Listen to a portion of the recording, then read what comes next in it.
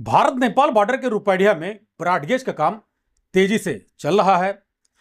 नेपाल के road railway station के नाम से जाना जाने वाला रेलवे स्टेशन रुपैडिया को ब्रॉडगेज किया गया है, यानी बड़ी लाइन, जिसका काम तेजी से चल रहा है।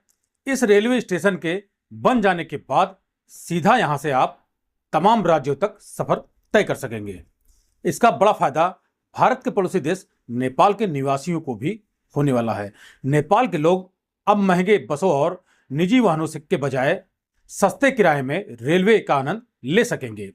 इस रेलवे स्टेशन का निर्माण लगभग 360 करोड़ की बजट से किया जा रहा है। बहुत जल्द ही यह बनकर तैयार हो जाएगा।